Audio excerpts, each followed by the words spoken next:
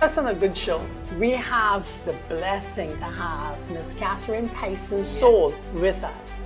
And we're going to discuss her new book, Single Mama, Powerful, Not Pitiful. Stay tuned for another edition of A Good Show. And this will be a good show. It's going to be great.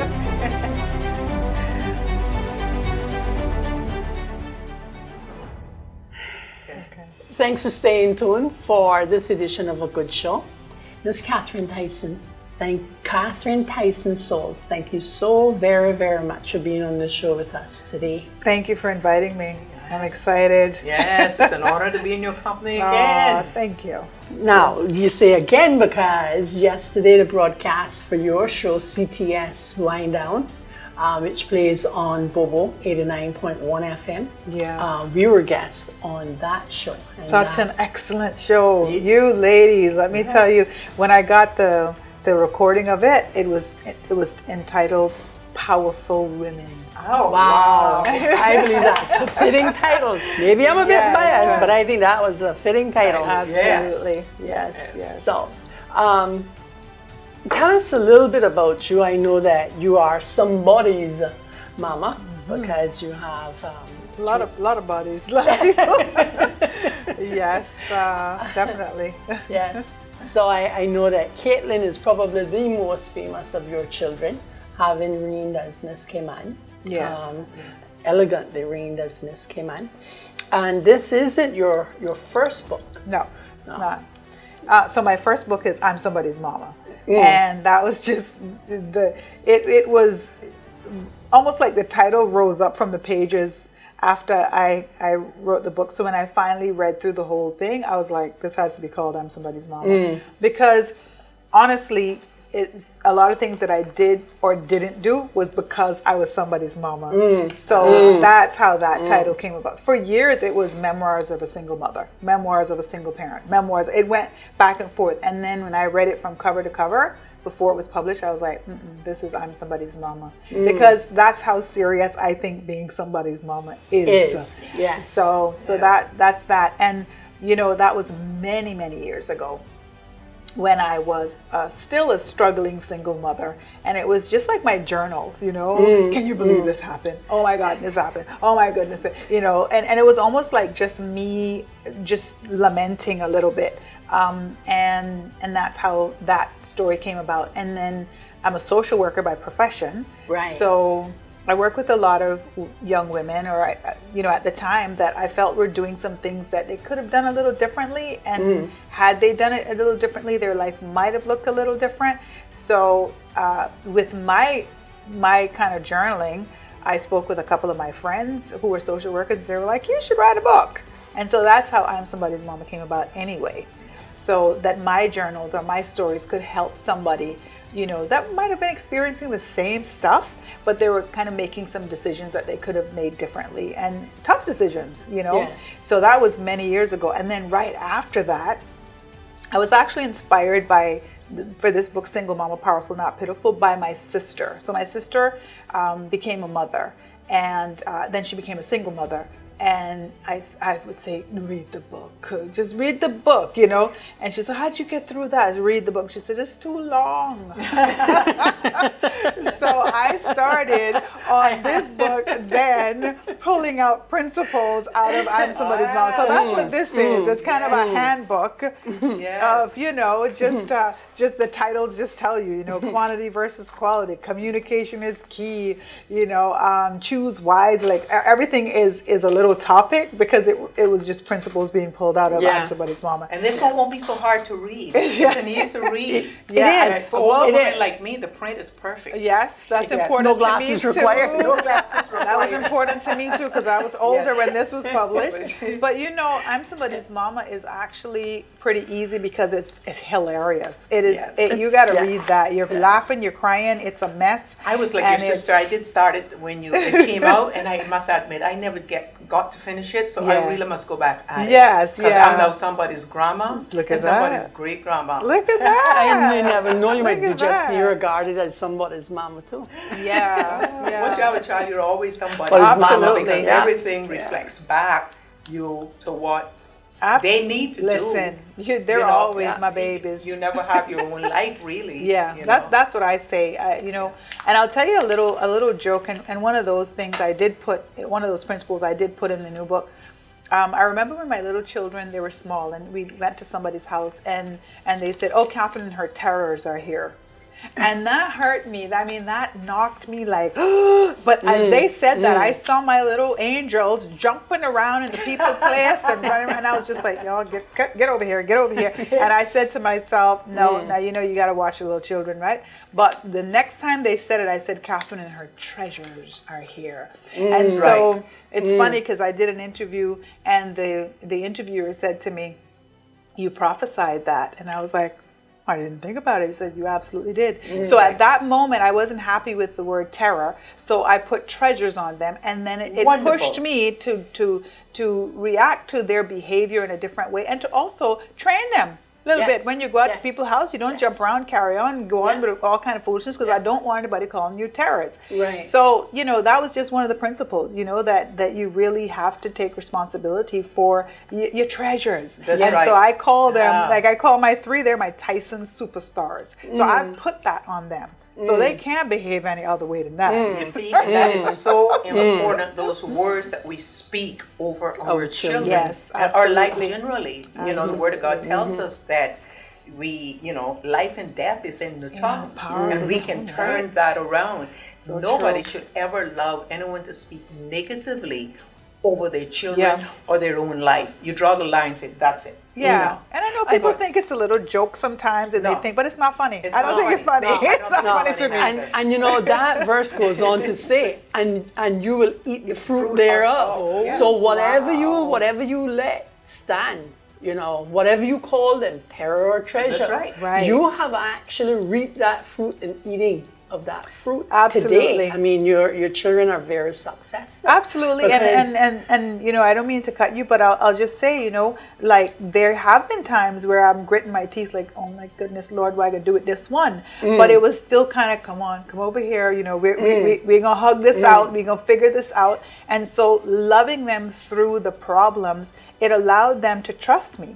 It allowed them to know that they can come to mommy, that even though they might have done something that I wouldn't be happy about, I was not going to like prosecute them or persecute them for it or whatever. And so they were able to come and say, hey, I did this thing. And they could still know that how I'm going to handle it, it's going to be with love. And I was able to really see behavior turned around even in my home. And I try to do that with any children that I come in contact with as well, to just love them. Kind of love them through it, you know. That's important. My dad. Sorry, go ahead. Sorry, my father. I could go to my father and say, "Oh, you know, this happened to me in school today, or I did this in school today," you know, and he would say, "Well, you know, that was wrong." Yeah.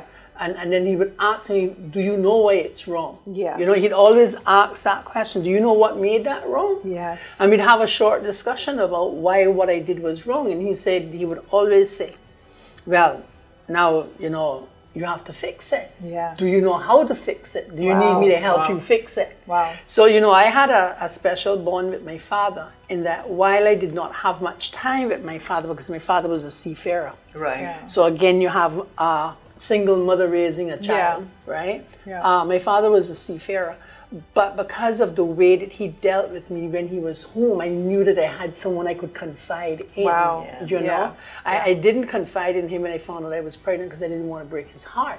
Right. But in everything else, I was able to confide in my father, come home and throw my bag down and say, Daddy, you know, this is what this person said to me in school today or whatever. And well, that's funny. So what I got from that, and I have a principle in the book, it's called raise thinking people. So that's very important, because I might be driving in traffic and I'll see somebody cut me off and I'll be like, you didn't even think about that. You literally thought you're the only person on the road. This is crazy. Like, we do so many things. We'll go in the grocery store and somebody will just push in front of you and I'm like, come on. You're not just by yourself in this world. So I always remember like little things like that about my children. So when like my daughter, 4 or 5 years old, she's on the counter, you know, making an egg. And I'm like, hold on a second. what are you doing? Like, look around, look at your situation right now. And, you know, little thing. And she'd just be looking around like, and I was like, you see yourself? So you're on a counter, you're next to a stove, and no adult is with you. Yes. So what's going to happen if your dress got fire? what's going to happen if this oil burns you? And she literally, and I just remember so many moments like that with them, that she was like, that makes so much sense, Mommy. Yes. Yes. Like, and just Yes. let her think, like, Yes. look around and Rather see. than just grabbing them and Yeah. saying, "Are you crazy?" Exactly. You know, Exactly. You know what could happen to you, and then spite, or beating that. and yeah. Exactly. So guess what? Guess what I found out? I found out that the helper that we had at the time used to make her fry her egg. So she was teaching her something, Right. but it was like a follow through. So this was like a Sunday. The helper wasn't there, so she was like, "I'm cooking my breakfast." and I know how to do that. Listen. And she's a great cook to this day. You know, Yeah. but just teaching her kind of like, you know, the boundaries and stuff like that. And I think that that is really, really important. And that is building a relationship, like you talked about with your dad. Building a relationship with your children is so important. Yes. I want them to be my best friends. They're my best friends. Yeah. They Yes. love me more than Yes. anyone else in this world. be But afraid you to taught come to them, you. you Yes. taught them first to be great people. Yeah. You know? And my brother, his daughter, now deceased, she'd come to him, Dad, and he'd say, well, what do you think about that? Right. And they did go through how did she see it? What did she think was the right approach? Why it might not be the right approach? And they actually walked through the scenario Yeah. so that he could help teach her how to make the best decision. Yeah. One of my fondest memories of her actually is she's standing by the back door with a BlackBerry at that time. So you had two thumbs going. And he asked her a question. She just so calmly looked up and she said to him, what do you think about that, Dad? Give it back, right? And it's funny also when you said that your dad said, what do you think you should do about it?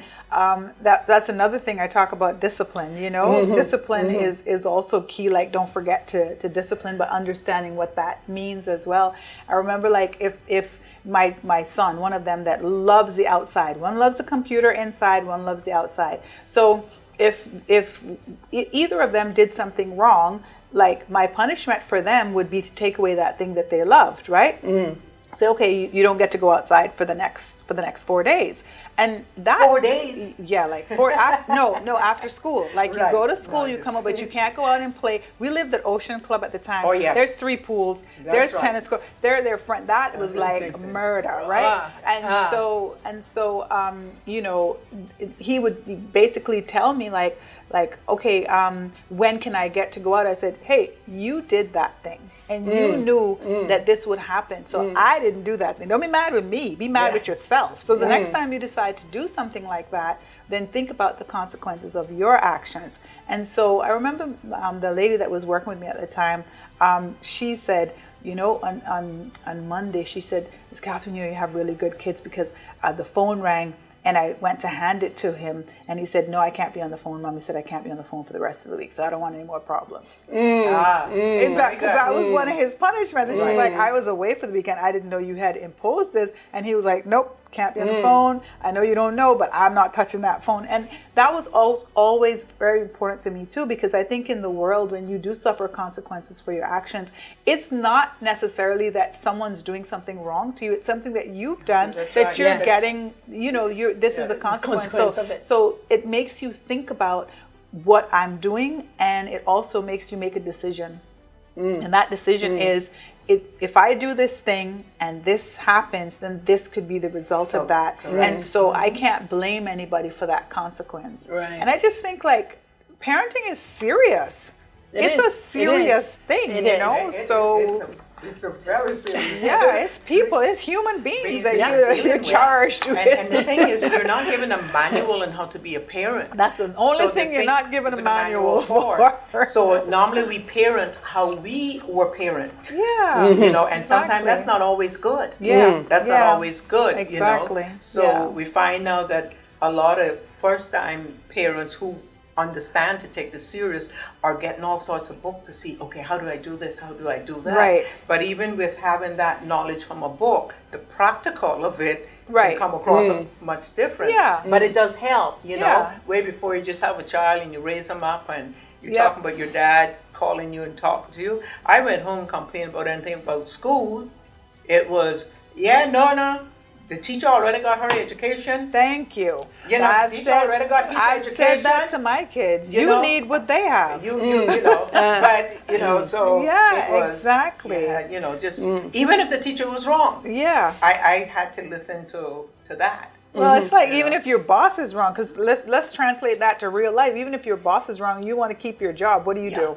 You can't beat the system sometimes. You might end up getting fired because you're fighting the boss on something that they're saying. If they say it, that's what it is Listen, sometimes. if you say it, just let me do it. Just remember now, if it doesn't work out, I only follow the instructions. Yeah, exactly. Well, it's a good thing For that we're sure. talking about this. Who says what? And because what I pulled up What do you here have is up your nugget sleeve? number 8. It's on Tyson page nugget. 30. Yeah. And it says, be a voice in your children's head to combat the other voices that are already there and can do more damage. That's such a good one. Yeah, and I have like 16 nuggets, by the way. Yes, like that. But so yeah. if you want to get all of the nuggets that's in this book, and they are golden, it is Single Mama, Powerful, Not Pitiful, and it's by Miss Catherine Tyson, and you can get it down there at Cayman Bay at Books and Books. Yeah, that's that next chapter. It's called Next chapter, yes. And Thank you. I can also get it from More Than Words. So that's Karen Chin has a new bookstore. She's actually my publisher, Oh, CLM yes, she does Publishing. such a great job, huh? Yes, and also it's on Amazon. There's a couple Wonderful. of places. But Now, about where the- is Miss Chin's store located? In the Thompson Building. Okay, Right, just here right in Central in Georgetown. the center of town, yes. Wonderful. And there's a sign there, so you're on the second floor and you're there. And yeah, so that about that, be a voice in your children's head is relationship. It's are you building a relationship with your children? Can your children trust you for information because their friends are telling them stuff? Social media is They're telling them listening stuff. to everybody. Yes, Exactly. certainly. Even some adults tell them foolishness. Of Like course. you'll hear some adults. I've had grown people telling me, "Let your boys go and sow their oats," and I'm Yes. like, I want them to respect their bodies too. I want them to respect. right. No, you're raising them up like girls. Don't do that. So I need to be a voice in their head too, because that's foolishness what that person just said. Yes. Exactly. That's foolishness. That's foolishness because you want your daughter to wind up, pregnant as a teenager. Because my boy is running around sowing his oats, Sowing his oats. that, I mean, with come on. no They consequence must for anything. learn how to respect women and know that there's a time and a Exactly, place. exactly, And so forth. exactly. But I want to say to you, Miss Catherine, tell us about I think you got a sign-in coming up down Yes. at the next chapter. Yes, When is that? it is going to be on Friday, November the 10th at 6:30, and it'll be at Cayman Bay at next chapter. At next chapter. Yes. So you can get it personally authored. Yeah, I can. autographed. Yeah, I can. Yes. Yeah, I'll sign it Well, for you. I definitely want mine's autographed. Yeah, sign it for I want to you. pass it on to my great grannies and say, see, I know that lady. Yeah, definitely. And I read the script and, well. I'm very excited about this book because it's been a long time in coming. Like I said, I started writing it right after I'm Somebody's Mama, and this is how long it took. COVID got in the middle, life got in the middle. But this to me is not only for single mothers; it's for parents. Male and female. Yes. It's for parents. Yes. Exactly. For single fathers, for two-parent households, because it's really a lot of principles that are just the way you raise your children. Yes. Exactly. And even so, sorry, I have a head start on some people with this book because I actually finished reading it Oh, today. you did? Yes. When I wow. came on the show, I hadn't finished reading it, but I finished You're a reading it today. studious So, lady. well, but for the demands of my life, I would have finished it already, because when you start to read it, it's like One you of said, those- it's it such a captures you. simple, It it's such a simple read, but so powerful, and you can just find yourself about on the pages, Yes. situations that you have faced or that you are facing, or you're thinking about, well, what would happen ever if, you know, and somehow she's just managed to capture it all and put it in a very short but powerful novel. And yes, I can read the script. Well, if I can read it out loud, then anybody can.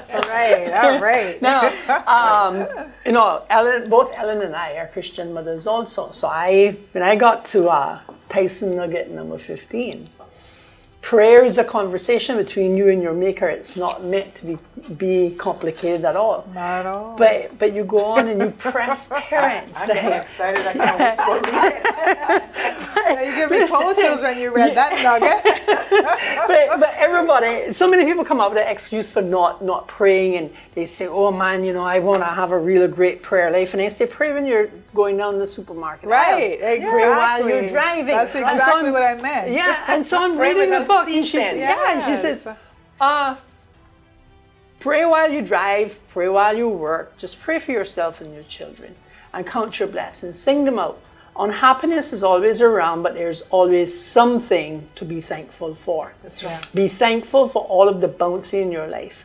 Some people are not blessed to be parents. Some women try for a long time to have a child and can't. So count your blessings. But prayer is something that you can do all the time for your children. Absolutely. I mean, I find myself 6, 7, 8 times for the day saying to God, you know, dear God, please continue to protect my son. Yeah. Dear God, please bring peace to my son at this moment. Yes. Yep. Dear God, thank you so much for your provisions for my son. And it's just, I'm typing and I'm praying. Yep. I'm driving and I'm praying. That's right. Yep. You know, I'm walking across the street and I'm praying. Yep. Better than walking across the street with your cell phone in your hand. Yeah, it doesn't have to be this complicated.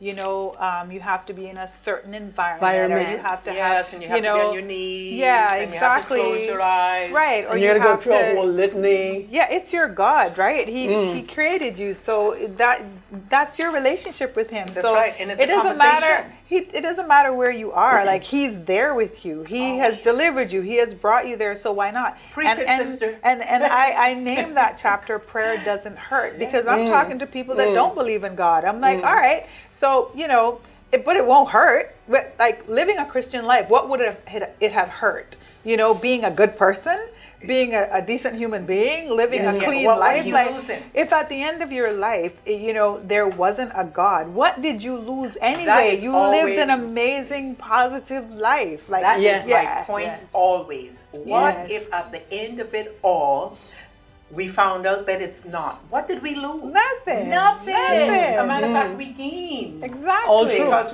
we gained all through. All true we because were you able lived a to be life that... a good life. We were Yes. able to encourage other people along the way. But there is a God. Yeah. Oh yes, He Yes. is there. So Yeah. But we're just saying you have That, to. and, well, that's the reason why I said prayer doesn't hurt. Like it just doesn't hurt. Like you can sing and pray, and you can walk and pray. It doesn't matter. Just pray. Just cover your life. Just cover your kids. Just cover it all and thank God for it. Just thank God. You know, that I thank God that I have a closet full of clothes that I can yes. choose from. That's I guess right. simple, but I have it. But so it's, why and not it's be gratitude. thankful? It's gratitude for. Yeah, instead of finding what's wrong. Yes, that's right. That's right. But what our treasure is where our heart is, and we speak from the abundance of our heart. Yes. So if we're in a grateful position, right, then we don't see that we're short of one gold blouse Right.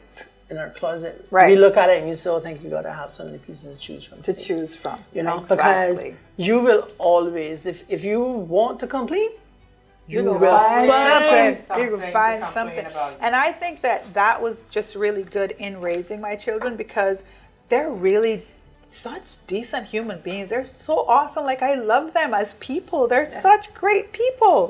Like they're kind and they're loving and they're just amazing, you know? And it's because, you know, I raised them with that attitude of gratitude. I raised them with that positivity, you know, like if something happened, all right, how do we fix it? Well, Miss Catherine, certainly a half hour is not enough time. So we're going to have you gotta come back back. on this show. We want to thank you for coming on this time. We Thank anticipate you. having you on again. And I just want to take the time to invite everyone to get your copy of Single Yes. Mama, Powerful, not pitiful. And I want to thank you for staying tuned to A Good Show. You can watch A Good Show on Channel 33, Logic, on Cayman Life TV on Sundays and Tuesdays at 7 p.m.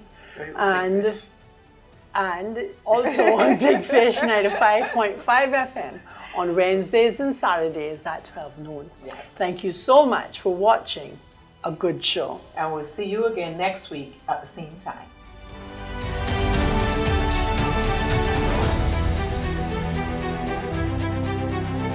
The Good Show is proudly sponsored by H. Philip E. Banks Attorney at Law. For all of your legal needs, Philip E. Banks Attorney at Law.